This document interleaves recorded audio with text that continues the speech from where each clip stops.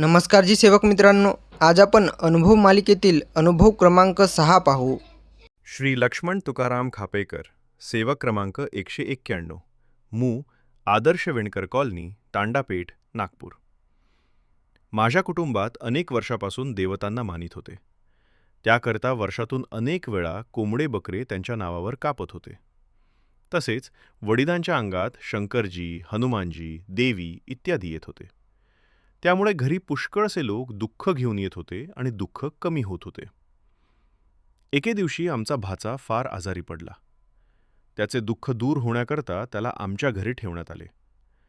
वडिलांनी बरेचसे प्रयत्न केल्यावरही त्या मुलाला समाधान मिळाले नाही. नंतर अनेक जाणत्यांनी सुद्धा प्रयत्न केलेत, तरी मुलाला आराम मिळाला नाही. एके दिवशी आम्हाला भगवान बाबा हनुमानजींच्या मार्गाबद्दल माहिती मिळाली. ह्या मार्गावर अनेक देवांची पूजा बंद करूनच मार्ग स्वीकारता येतो. आम्ही कुटुंबात मार्ग स्वीकारण्याबद्दल विचार केला व त्या मुलाच्या निमित्ताने हा मार्ग स्वीकारला.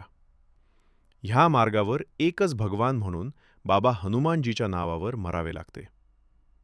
साध्या अगरबत्तीमध्ये मुलगा दगावला, कारण मुलांचे आईवडील तांडापेठला राहत होते व त्याची मार्ग स्वीकारण्याची इच्छा नव्हती. म्हणून मुलगा दगावला हे आमच्या लक्षात आले. आमच्याकडून जुने दैवत सुटावे ह्याकरिता हा मार्ग स्वीकारला. आम्ही 42 दिवसाचे त्यागाचे कार्य महान त्यागी बाबा जुमदेवजी यांच्याकडून घेतले. आमचे 42 दिवसांची समाप्ती म्हणून दिनांक 17 ऑक्टोबर 1970 रोजी हवन कार्य करण्यात आले. या कालावधीत आम्हाला परिपूर्ण समाधान मिळाले व एका भगवंताचा परिचय मिळाला. मार्गावर आल्यावर माझा लहान भाऊ विलास खापेकर हा टायफॉईडने आजारी पडला. त्याचवेळी त्याची ड्रॉइंगची परीक्षा होती. तेव्हा तो परीक्षा देण्याकरिता शाळेत गेला. येतेवेळी पावसात भिजतच घरी आला. अकस्मात ओला झाल्यामुळे तो डबल टायफॉईडने आजारी पडला. 3 आठवडे काहीच न खाता पिता तो अंथरुणावर पडून राहिला. रविवारचा दिवस. त्याची प्रकृती एकदम बिघडली. त्याच्या शरीरातील हाडनहाड मोजता येईल इतका तो अशक्त झाला होता. घरी बरेचसे नातेवाईक बसले होते. भाऊ वाचण्याची शक्यता नव्हती. तेव्हा मी महान त्यागी बाबा जुमदेवजींकडे गेलो व लहान भावाच्या प्रकृतीबद्दल त्यांना सविस्तर सांगितले. बाबांनी दुःखाचे कारण विचारले. मी सांगितले, बाबा, आमचे वडील पद्धतीने वागतात म्हणून हे दुःख निर्माण झाले आहे. तेव्हा बाबांनी मला मार्गदर्शन केले. मला परमेश्वराला विनंती करण्याचा अधिकार दिला व सांगितलं, तुम्ही स्वतः भगवान बाबा हनुमानजीला विनंती करा. घरी आल्यावर परमेश्वराजवळ कापराची ज्योत लावून भगवान बाबा हनुमानजीला विनंती करून चुकीबद्दल क्षमा मागितली. तेव्हा त्याच क्षणी भावाच्या मुखातून हरूच शब्द निघाला, हे भाऊ, मला नेण्याकरिता 4 जण आले. पहा पहा, ते मला उचलत आहेत. भावाचे बोलणे ऐकून मी त्याला भगवान बाबा हनुमानजी इनको हटाव असे म्हणायला सांगितले. त्याप्रमाणे भाऊ हळूच बाबा हनुमानजी इनको हटाव, बाबा हनुमानजी इनको, बाबा हनुमानजी इनको हटाव असे 3 वेळा म्हणाला. नंतर त्याच्याच मुखातून शब्द निघाले, भाऊ, भाऊ, हे पहा, ते पळाले असे म्हणू लागला. परमेश्वरी चमत्कार पाहिल्यावर आता माझ्या भावाला काहीच होऊ शकत नाही असा विश्वास मला वाटू लागला. तेव्हा लगेच माझ्या मित्राला डॉक्टर झोडे यांच्याकडे पाठविले. डॉक्टरांनी घरी येऊन भावाला तपासले व ताबडतोब दवाखान्यात भरती करण्यास सांगितले. ॲम्ब्युलन्स बोलावल्यावर त्याला मेयो हॉस्पिटलमध्ये नेण्यात आले.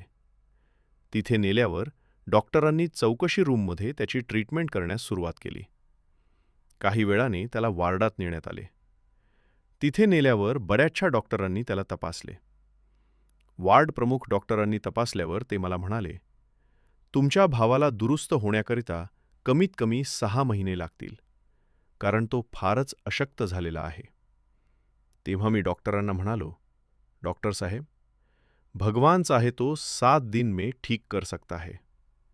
आणि खरोखरच परमेश्वराने माझे शब्द ऐकलेत व खरे केलेत. माझ्या भावाला 7 दिवसातच दवाखान्यातून सुटी मिळाली.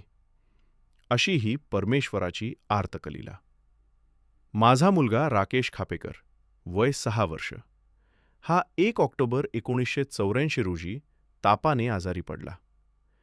त्याचा ताप सारखा वाढून 102 डिग्रीपर्यंत गेला. दुसऱ्या दिवशी सकाळी थर्मामीटरने मोजल्यावर 103 डिग्री ताप होता. तेव्हा मी परमेश्वराला कापूर लावून विनंती केली व म्हणालो, भगवान बाबा हनुमानजी, महान त्यागी बाबा जुमदेवजी, जोपर्यंत माझ्या मुलाचा ताप कमी होत नाही तोपर्यंत मी अन्न ग्रहण करणार नाही. तेव्हा ताप हळूहळू कमी होत गेला. सायंकाळी त्याचा ताप 100 डिग्रीवर आला. नंतर रात्री 8 वाजता मोजला तेव्हा तो 97 डिग्री म्हणजेच एकदम कमी होता. तेव्हा मी परमेश्वराला विनंती केली व माझा त्याग सोडला. परमेश्वराकडून जेवणाची परवानगी घेतली. मुलगा खेळू लागला. तेव्हा पत्नीने जेवण करण्याकरता ताट केले. तितक्यात शेजारच्या एका बाईने त्यांच्याकडे शिजलेली मासोळी पत्नीला आणून दिली. पत्नी जसजशी मासोळी खायची तसतसा तोच मुलगा पोटासाठी तडफडायचा. आमचे जेवण होईपर्यंत मुलगा मासोळीसारखा तडफडत होता. त्यामुळे त्याला श्वास घेता येत नव्हते, बोलता येत नव्हते आणि नंतर त्याने डोळेसुद्धा फिरविले. तेव्हा मी त्याचे दुःख पाहून परमेश्वराला चुकी झाल्याबद्दल क्षमा मागितली. त्याला तात्पुरता आराम वाटायचा आणि पुन्हा मासोळीसारखा तो तडफडायचा. मुलाची अशी अवस्था झालेली पाहून मी पत्नीला श्रीमान गणपतराव टाकळीवर यांच्याकडे पाठवले. गणपतराव घरी नव्हते. पत्नी तशीच परत आली. ती घरी परत आल्याबरोबर झालेली चूक एकदम माझ्या लक्षात आली. मी पत्नीला म्हणालो, आजचा माझा त्यागाचा दिवस असताना तू मासोळी खाल्ली आणि ती मासोळी त्या मुलाच्या पोटात जाऊन तडफडू लागली.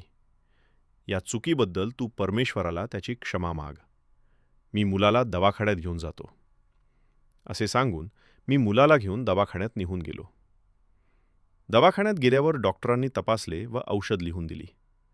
घरी परत येतेवेळी मुलाचे पोट दुखणे एकदम कमी झाले व हसतच मी मुलाला घेऊन घरी आलो. मुलगा स्वस्थपणे झोपला. हा सत्य अनुभव परमेश्वरी कृपेने प्रत्यक्ष घडलेला आहे. अशा कृपेला मी जीवनात सांभाळून ठेवीन. तसेच महान त्यागी बाबा जुमदेवजीच्या मार्गदर्शनाप्रमाणे जीवनात चालीन असे मी सत्यवचन देतो.